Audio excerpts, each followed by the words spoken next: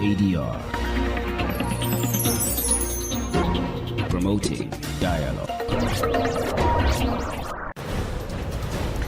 It's 6 p.m. in Dakar, 7 p.m. in Lagos. Good evening and welcome to Newslink on West Africa, Democracy Radio 94.9 FM and online at wadr.org. Here are the top stories.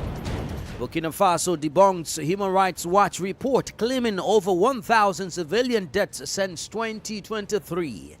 Bandits attack continues in Nigeria's North Central Plateau State, despite President Tinubu's assurances. The attackers in Rukuba have not been arrested. So that's very important because it will send a very strong message to whoever else want to do something like that we won't tolerate it. The Benin Electoral Commission ramps up logistics ahead of Sunday's presidential election amid calls for transparency. We've set ourselves a challenge here. We should be able to identify some trends. I mean, broad percentages. Cameroon creates vice president role in major constitutional reform. Please stay with us for details of these stories and more. On the news, this is Augustine Bill Coley. Many thanks for joining us. Newslink kicks off from the Central Sahel region, particularly in Burkina Faso, where authorities are responding to a report by the NGO Human Rights Watch. The report claims that over 1,800 civilians have been killed since 2023. However, authorities in Burkina Faso strongly reject these accusations, labeling the report as false and biased. Government spokesperson Gilbert Wadr has issued a statement categorically dismissing the findings. Sankula Janko tells us more. More than 1,800 civilians were killed and tens of thousands displaced. These figures are contained in the Human Rights Watch report published on April 2, 2026. The more than 300-page document covers the period from 2023 to 2025. The NGO accuses the Burkinabe army, allied militias, and armed groups linked to Al-Qaeda of committing atrocities against civilian populations. However, the Burkinabe authorities said these accusations are unacceptable. Government spokesperson Gilbert Wadr calls it a false report based on serious and unfounded allegations. According to the Burkinabe government, the organization that published the report is out of touch with the realities on the ground and has no official representatives in the country. Ouagadougou accuses the NGO Human Rights Watch of relying on biased testimonies and a methodology designed to discredit the Burkinabe Defense and Security Forces. Furthermore, the Burkinabe government asserts its right to take action against what it calls imperialist organizations disguised as NGOs. Sankula Janko fight that report. Meanwhile, the Burkinabe armed forces have recorded a significant victory in the ongoing fight against insurgency. Military authorities in Ouagadougou announced the neutralization of Karim Torodo, the notorious ML of Nakambi province. Torodo was a high-ranking cadre within the Al-Qaeda-linked GSIM. Usma Omar completes the story. In what security sources are calling a major war trophy, the Burkinabe combatant forces have confirmed the elimination of Karim Torodo, also known as Abdul Bashiru. Torodo was no ordinary insurgent, a native of Bolgo. His journey into radicalization began in 2019 in the Pama area of the eastern region before he sought advanced training abroad. Upon his return, he was promoted to the rank of Emir of Nakambi by the hierarchy of the Group for the Support of Islam and Muslims, GSIM. His reign of terror spanned the regions of Nakambi, Gulmu, Sirba, Tapoa, and Soum, extending across national borders. Torudo was the architect of countless attacks against both the military and civilians. His tactics were brutal: forced displacement, the sabotage of electrical and telephone infrastructure, and the deliberate destruction of crops to starve local populations. The operation that ended his run also saw the neutralization of 56 other terrorists, including several key cadres. For the transition government in Ouagadougou, the death of a man whose head was priced at 175 million CFA francs since June 2023 serves as a vital morale booster for the frontline troops. However, security analysts warn that while the loss of an emir disrupts the GSIM hierarchy, the challenge remains to secure the vast territories of Torudo once influenced to prevent a vacuum of power among insurgent ranks. Ouagadougou correspondent Martin Kabat's report voiced by Usma Omar. In neighboring Niger, a confidential government document on national mobilization has been leaked to the public. It details how authorities plan to rally citizens in the fight against terrorism. The leaked document from the Ministry of Interior outlines a strategy involving religious leaders, the media, and regional authorities in shaping public support. Abdullahi Hassan explains the details in this report. The confidential letter dated April 2 was addressed to religious leaders, media organizations, and regional governors, detailing the framework for a nationwide mobilization. It places these key actors at the center of efforts to sensitize citizens.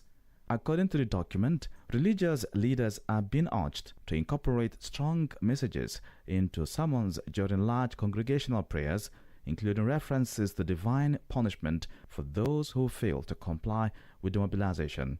Citizens are also to be made to understand that not reporting suspected terrorists will no longer be seen as just a civic failure but a sin before God.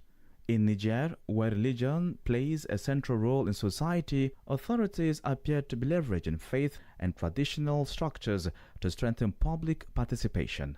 Places of worship and community gatherings are expected to serve as channels for disseminating state messaging. The media and regional governors have also been tasked with intensifying awareness on the importance of national mobilization as the government calls for direct citizen involvement in reporting what it describes as any act of destabilization. Observers say linking national security efforts with potential divine consequences signals a new phase in the country's counter-terrorism strategy. The Ministry of Interior has not yet reacted to the leak of the document, which was intended to remain confidential. Yakuba Habibullah's report from Niamey, voiced by Abdullahi Hassan. More stories coming up on West Africa Democracy Radio. Newslink continues. In Nigeria, at least 3 people have been killed in a fresh security incident in Jos Plateau State, north central region of the country. The incident occurred after security forces repelled an attempted attack by gunmen in the state. The development camps amid heightened security operations in the north central state following recent waves of violence, with authorities assuring residents that the situation remains under control. WDR's Yeche Nusasetu reports. The incident occurred in Haipang community where gunmen attempted to infiltrate the area that were met with resistance from a combined team of security operatives. Police authorities say the attackers were repelled through a joint effort involving the police, military, and local vigilantes. According to the Commissioner of Police, 3 people were killed during the attack, while 1 person is currently receiving treatment for injuries. Security risk management expert Kabir Adamu outlined key steps to strengthen response efforts. To enhance public security, we have to be able to detect, and then the last element is we have to be able to prosecute. We're not doing enough of that. The attackers in Rukuba have not been arrested. So that's very important because it will send a very strong message to whoever else wants to do something like that we won't tolerate it. Adamu also explained that public security goes beyond the presence of armed forces, involving systems that ensure the safety, trust, and well-being of citizens. Security should never go into the realm of politics. We have to have capable public security. The nearest that we have in Nigeria of a capable public security is in Lagos, where all the paraphernalia of good public security exists. We have to look at security from the prism of the whole. Cameras are good, but they are just one out of the several layers that we need to have in security. Meanwhile, police authorities confirmed that one of the suspects has been arrested and is undergoing interrogation. Residents have been urged to remain vigilant and cooperate with security agencies as efforts continue to restore lasting peace. For WADR, Yechin Sasitu reporting. On the diplomatic front, Ghanaian President John Dramani Mahama has begun an official visit to France at the invitation of President Emmanuel Macron. According to a statement from the Jubilee House, President Mahama will participate in the One Health 2026 summit taking place in Lyon, where global leaders, health ministers, and experts are gathering to address major international health challenges. The Ghanaian leader is expected to co-chair a high-level section of the summit on Tuesday alongside President Macron. Discussions will focus on strengthening health systems, ensuring sustainable food security, and developing coordinated responses to global health threats.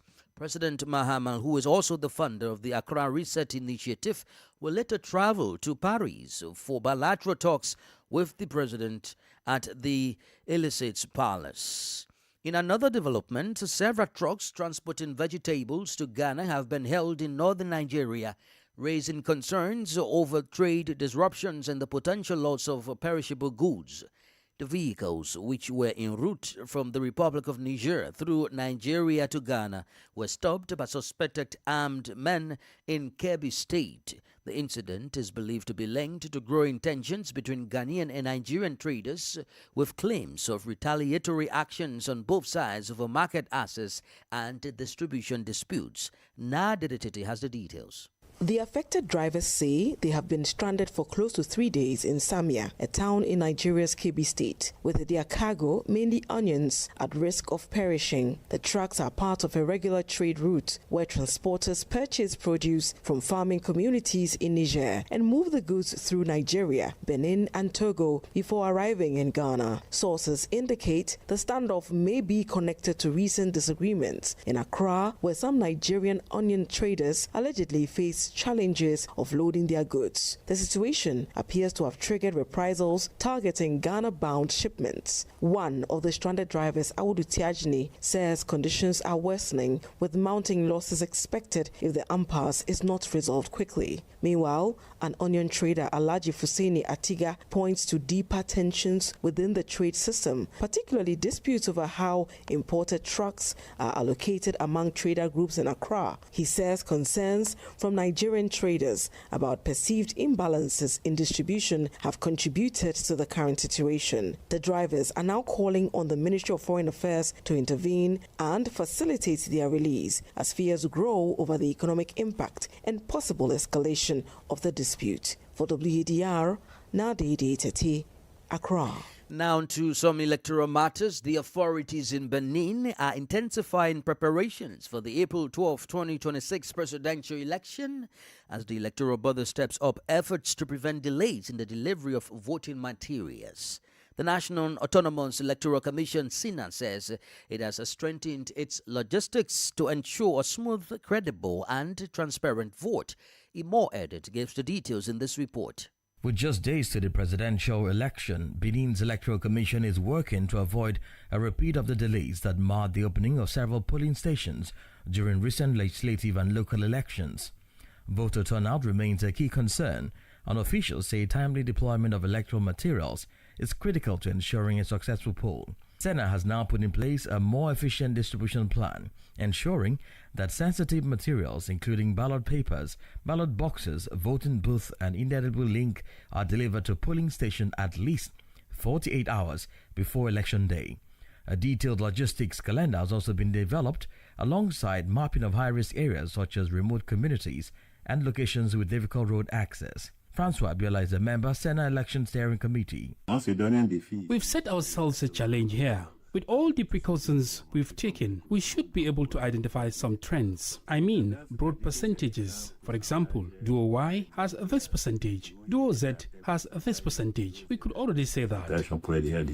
To address mobility challenges, the Commission has expanded its transport capacity, deploying additional trucks, motorcycles and boats to reach hard-to-access areas, including lake communities such as Jamvi. In what officials describe as a major innovation, Sena has also introduced a real-time tracking system for electoral materials using digital tools. The Commission can monitor the movement of voting kits and anticipate potential disruptions. The Commission says the enhanced system is aimed at improving transparency and efficiency as it seeks to deliver an election that meets democratic standards. Imo added with the details of Aziz Adam Sulit's report from Cotonou. You are listening to Newslink on West Africa, Democracy Radio, broadcasting on 94.9 FM, Dakar, Senegal, and online at wadr.org. Here is a reminder of our top stories. Burkina Faso debunks Human Rights Watch report claiming over 1,000 civilian deaths since 2023. Bandits attack continues in Nigeria's north-central Plateau state, despite President Tinubu's assurances. Benin's Electoral Commission ramps up logistics ahead of Sunday's presidential election amid calls for transparency. Still ahead in the news, Cameroon creates vice presidential post in major constitutional reform. We also have guest interview and the sports news. Please stay with us. Fresh and breaking news all the time. Hear it first as the news breaks, only on West Africa Democracy Radio. Newslink continues. Many thanks for being with us. Don't forget, we are streaming live on YouTube at WADR and on Facebook, WADR English Service. Let's focus on the Gambia now, where the government, in partnership with the ECOWAS and other organizations, is creating efforts to combat gender-based violence. As part of these initiatives, the first ever forum of First Ladies from Sweat Plus countries will be held in Banjul from April 8 to the 10th. The event will take place under the theme, Unite to Advance Zero Tolerance for Gender-Based Violence. Under the patronage of the Gambia's First Lady, Fatoumata Bah Barrow, this initiative aims to bring together First Ladies, policymakers, and development partners from across the region to enhance collaboration and promote concrete action against gender-based violence. From Banjul, Sandona Mendy reports. The upcoming Sweet Plus First Ladies Forum is expected to serve as a critical platform for advancing regional cooperation in the fight against gender-based violence. This forum comes amid growing calls for stronger political leadership and community-driven responses to protect women and girls. According to stakeholders, the meeting will focus on sharing experiences, strengthening policy direction, and identifying practical strategies to prevent abuse and improve response systems across member countries. Director of Gender at the Ministry of Gender, Children and Social Welfare, Marian Jabang, says the government continues to adopt an inclusive approach in addressing gender issues. We use a holistic approach. We don't just focus on one community. It's nationwide, whether it's economic empowerment, whether it's addressing sexual and gender-based violence, whether it's women's political participation. We never implement activities in one region. When we do or have interventions, it's nationwide. We're not restricted to a particular region. Representing ECOWAS, Dr. Odeli explains why the Gambia was chosen to host the inaugural forum, highlighting the country's commitment and progress in tackling gender-based violence. Why we have also chosen the Gambia is because of the issue of gender-based violence is very critical in West Africa. Meanwhile, the Minister of Gender, Fatou Kinte, emphasizes the importance of the forum, noting that it will help strengthen partnerships and drive concrete actions. We all know how important politics are in our countries, and they take up support in various forms, and they do a lot of advocacy, awareness raising, and they also mobilize resources. The forum is expected to mark an important step in reinforcing regional commitment and accountability in the fight against gender-based violence across Sahel women's empowerment and demographic dividend plus countries. For Newslink on West Africa Democracy Radio, I am Sangdana Mendy, reporting from Banjul. Away from the West African sub-region, Cameroon has taken a major step in reforming its executive structure with the creation of a vice presidential position.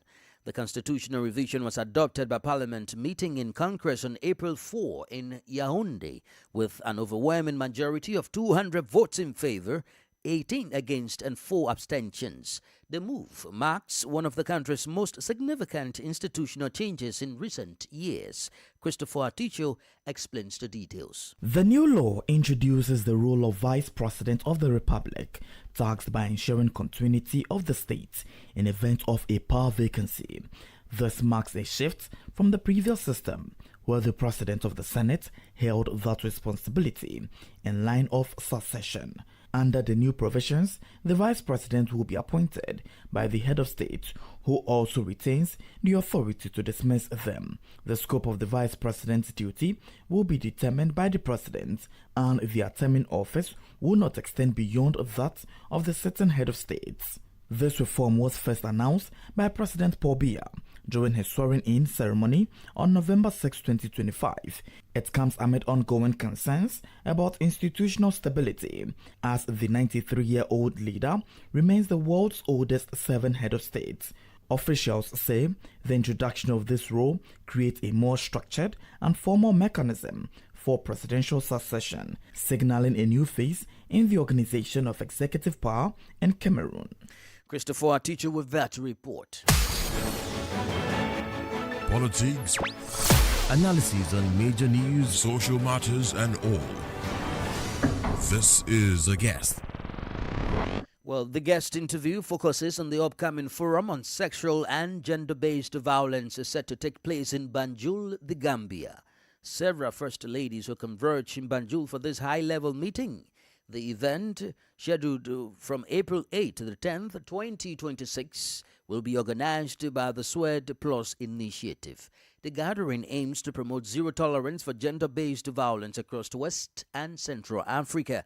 Our guest is Odili Ndombe Fai, coordinator of the SWED Plus initiative. She explains the details of the pending forum on SGBV. This activity is part of the SWED Plus activity developed by the Department of Human Development and Social Affairs of the ECOWAS Commission and funded by the World Bank. And this is the theme of this activity is related to girls' education. How today we can address the issue of gender-based violence, meaning early marriage, rape, drop out of school, and also female genital mutilation. How we address all these issues and how we can have the commitment to galvanize the commitment of the First Lady from the SWED Plus countries, because it's to mention the fact that we have SWED Plus countries, 7 countries that are part of the SWED Plus, and how we can engage this First Lady so that we work on zero tolerance of gender-based violence. How serious is the problem of gender-based violence currently in sub-Saharan Africa? You know, as I said, the problem is huge in our countries. In West Africa, for example, we can see that 26% of women, they are victims of violence, conjugal violence, intimate violence. In fact, as I said, in the ECOWAS region, 26% of women are victims of intimate violence. And as far as we have some countries that have the figure are very higher, and I think some countries like Liberia, some countries like Sierra Leone, some countries like Guinea, Cote d'Ivoire, the figure are a little bit higher. But there are some countries also, if we consider the female genital mutilation, we can see that for ECOWAS region, there are 42% of women exposed to female genital mutilation. And the rate is very higher in some countries like Guinea, Sierra Leone, the Gambia, like Mali, Burkina, and Mali and Burkina, they are part of the SWED Plus. Is why I'm mentioning this, the situation in these countries. And when you consider the child marriage before 2018, we can see that the rate is very high also in the same country that I have mentioned earlier. What role can First Ladies realistically play in influencing policy and social change regarding gender-based violence?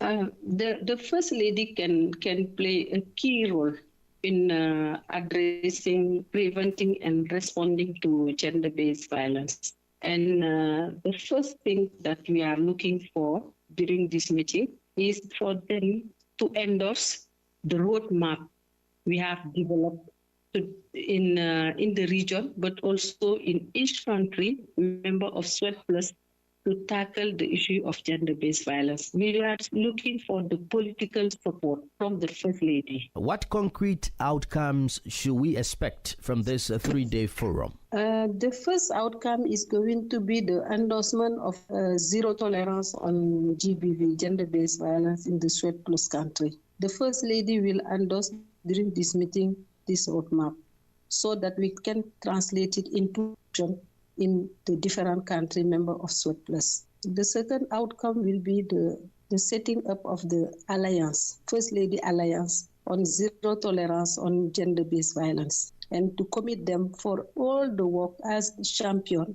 in the region so that they can support the work we are doing on gender-based violence. The other outcome is the GBV scorecard we want to develop to monitor, to evaluate, and to see how can we progressing on gender-based violence. Odile Ndumbe-Fai is the coordinator of the SWED Plus initiative, which is set to host a high-level forum on sexual and gender-based violence in the Gambia. And now in sports, Nigerian striker Victor Osimhen has been crowned Footballer of the Year at the 72nd Annual Milliard Sports Awards. The award recognizes his outstanding performances for Galatasaray, where he played a key role in the club's domestic double, scoring 26 league goals and contributing across all competitions. Osimhen has continued his fine form this season, but is currently sidelined with an arm injury. Despite this, the award for the cements status as one of Africa's top football exports. Now in wrestling, Senegalese wrestler Sanchez delivered a commanding performance in Dakar on Sunday, defeating Modou Lo to claim the title King of the Arena. The bout ended swiftly, bringing to a close Modou Lo's reign, which had stood since 2019, and signaling a major shift in Senegal's wrestling scene. Sanchez's victory marks a significant milestone in his career and continues a proud family legacy. He is the younger brother of Balla Gaye II and son of legendary wrestler Double Les. With this triumph, he becomes the third member of his family to be crowned king of the Senegalese wrestling arena. And that's the latest in the world of sports. With that, we've come to the end of this edition of Newslink on West Africa Democracy Radio, broadcasting from Dakar, Senegal on 94.9 FM and online at wadr.org. Thank you for listening. And many thanks to Ismaila Kamara and Maudo Ju for the technical assistance. To interact with us via our social media platforms, X, Instagram, and Facebook at WADR English. I am Augustine Curley. Good evening. And many thanks to you for listening to Newslink via Hot 104.3 FM, Hilltop Radio 104.7 FM, and Veritas Radio 102.9 in Banjul, the Gambia. We also appreciate our listeners in Liberia via Alternative Youth Radio 98.9 FM, Lofa County, Radio Kaigama 94.5 FM, Nibe County, DCN Radio 91.3 FM, Riverside County, Radio Bath FM 91.3